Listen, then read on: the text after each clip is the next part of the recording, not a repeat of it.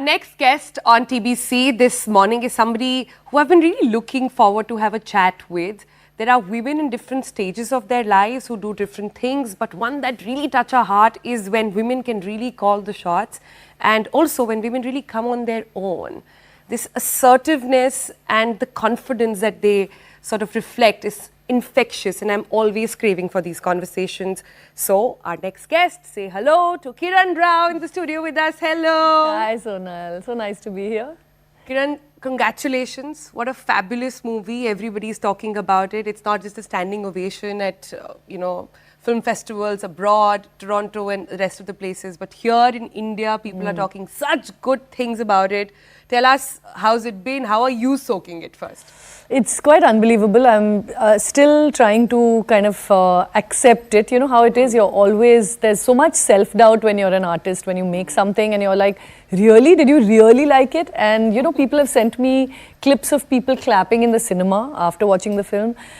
And it's so wonderful actually. The response has been really, I'm so grateful. It's been great. I'm soaking up lots of love. But you also took so long to finally do this. Yeah. So you're a screenwriter, you're a director, you're a producer, and all of it sort of came together with Laapataa ladies as well. Yeah. But after Dhobi got to this, it must have been quite a pivot. Yeah, it was a long wait, honestly, to find the right story. I feel like things fell into place when I landed on this story. It was then called Two Brides. And the story itself was so mazedar and chatpata, I really wanted to make it. I knew I wanted to change it and make it more fun and touch upon many sort of ideas and themes. But a story, when it grabs you and doesn't let go, that's the ride to enjoy. And so even though it was a long wait, we found the story in 2018, Aamir found it. And I started work on it in 2020. So it's been 4 years. Yeah. But when it grabs hold of you, you just go, you enjoy the ride. Aamir kind of came around and accepted it because we both felt like he was a bit too big a star for the role for a start, because the rest of the actors are all newcomers, and it would have loaded that character with too many expectations. I mean, everybody would have known that this policeman to kuch karega. Aamir Khan kar raha hai policeman. Kuch to hone wala hai, iska role kuch hai. Which I didn't want. I wanted you to to be unpredictable, to like sort of surprise you. And it had to be about the ladies. And it was really about the ladies. It's about these, and they're all really fresh and young, and a star, automatically becomes about the star. And secondly, I really thought Ravi Kishan would bring something very, very organic to the role, which Aamir, as good an actor as he is, just feels like he's playing, you know him now. Yeah. He's playing a role, whereas Ravi ji just feels natural. He was born to play Manohar, Inspector Manohar, So how was the decision taken to sort of, because it also is a very OTT realm of cinema, right? Yeah, position as buyers of content or creators of content, and it was a big decision, honestly, because it's the kind of story perhaps that easily could be put on OTT, because we will have a home on OTT for sure. Fabulous stuff on and OTT. And there's such great things on OTT. Yeah. We did feel, one, that it is a theatrical experience, because comedy does something to people. When you're laughing together, or you're crying together, honestly, or you're getting scared together. These are theatrical things, they're like a cinema experience. And laughs are contagious. One person starts laughing and everybody is laughing, And I've heard how therapeutic and how fun it is to be in a cinema with other people when they're watching this film. Yeah.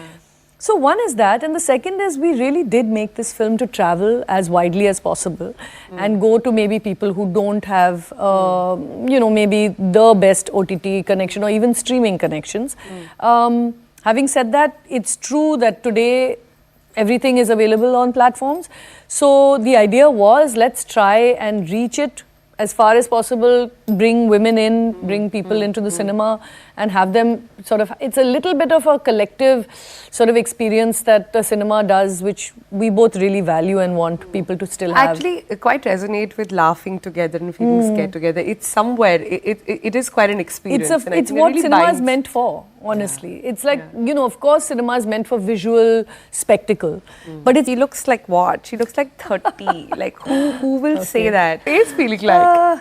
you know, you know, you always look at, we are so ageist ever since we are young, because I remember when I turned 20 being like, oh my God, I'm in my 20s. Then you turn 30 and you're like, oh my God, this is the end. And so every stage, I'm there. yeah, every stage you cross, you think, you know, this is it. I've left the best parts behind. And honestly, it's exactly the reverse. You know, when people say youth is wasted on the young, it's so true. Because I feel like you said, I'm living my best life now, and perhaps there's value in growing through the ages and living your best life when you're older. Yeah. You know, because when you're young, you're so dying to prove yourself. You have a voice you want heard. You want to make your mark. There's all these sort of milestones you set for yourself and put yourself under so much pressure. By the time you come into your 40s, you realize, you know what? I really want to do things that make me happy. I want to do things that are of value to other people, you know, and it that lens kind of switches a little bit from towards you into outwards, and it changes your experience of life. It generally changes the way you interact with people around you, and the experiences that you would otherwise have taken for granted or treated with a lot of stress are suddenly fantastic opportunities. Every time as you get older, you're like, wow, another chance to do this, you know. So yeah, I feel like grateful to be at this stage in my life where I can do things, and I'm working with wonderful people, and honestly, I feel like really responsible for being all you know, sort of giving people a platform who are older, because we are ageist as a world, you know, like we're always looking for young talent and always want to give young people an opportunity, and honestly, I just want to give talent a place. It doesn't matter at what stage, and in fact for women it's much harder once they've had kids to come back to work, to be relevant, to, you know, get back to a position where they you know, have some sort of say in things. It's a lot of women struggle feel, no, they feel like once you've had a baby or once you've gotten married, things are going to change, but it's just a phase, right? And you only realize it once you're over that. Things do change dramatically once you've had a child. It changes you entirely, and your life changes, and most women have to do all the heavy lifting. They're raising the kid, and they want to have a really fulfilling career, and they want to maintain relationships with both families. This is all women I know. They want to be super women, and it's a pressure we put on ourselves, honestly. And we have to acknowledge also that it is hard, and that we are not helped often enough by our partners, and I don't know, I think we need to give each other a lot more lot more support.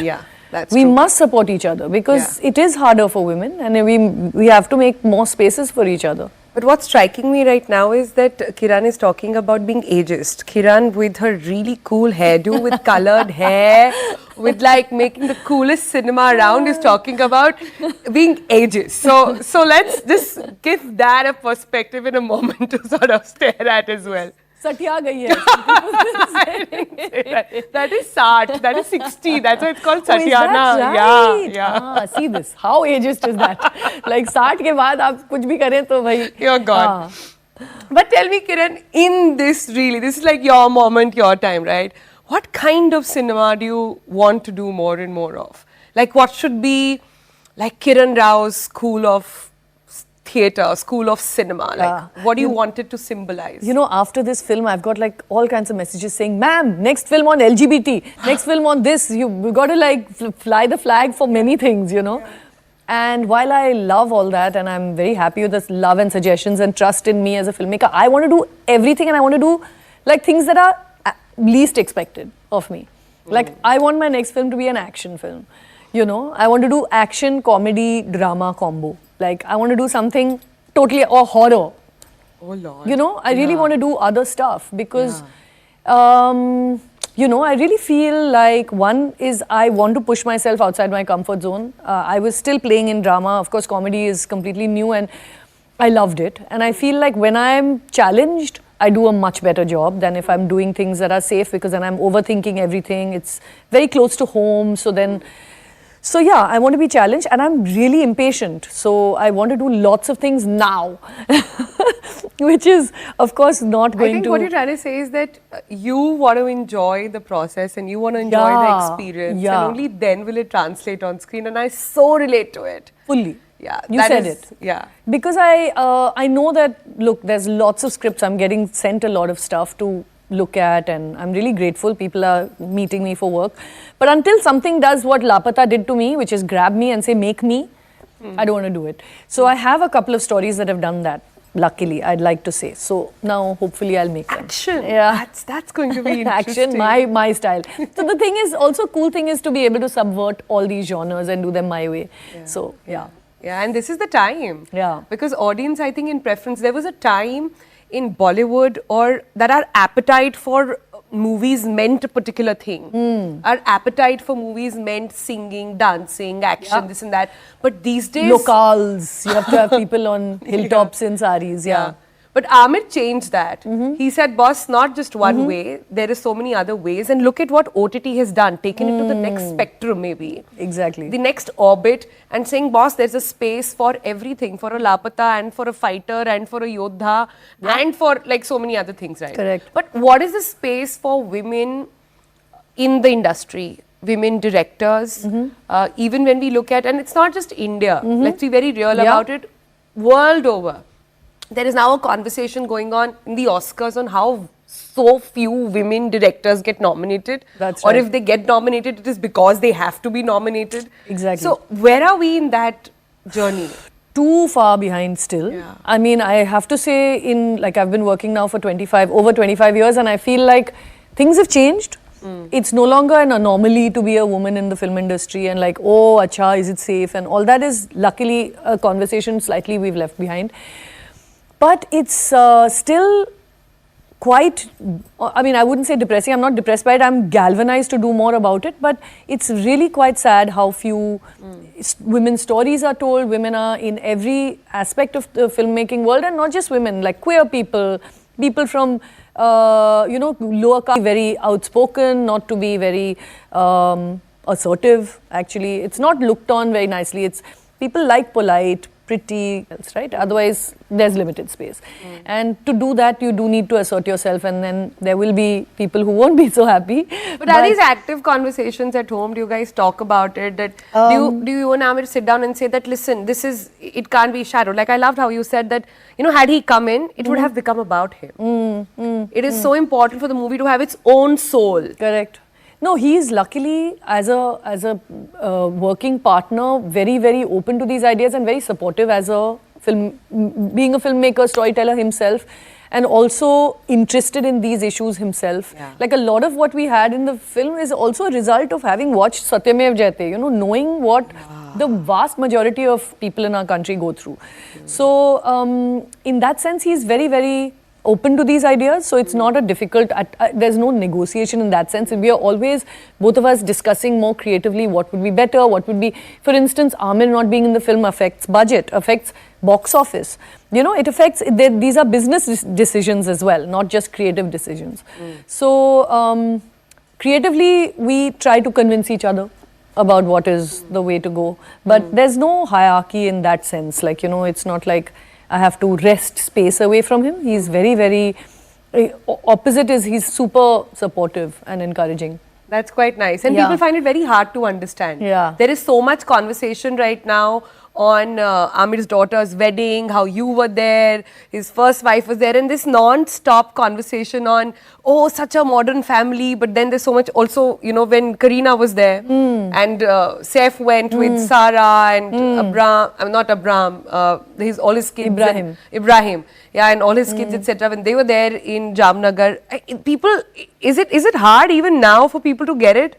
I don't know. I think it's in some ways I'm really happy that these conversations are being had. Yeah. It's really important that we, sort of broaden our mind to understand that human relationships are beyond just social tags. And I think that we embody that kind of family, I'm really grateful for. And I think more and more of us should do it, because it also helps us have healthy relationships outside of this, somebody's wife, somebody's sister-in-law, we meet as individuals, we know each other. I know my sisters-in-law as people.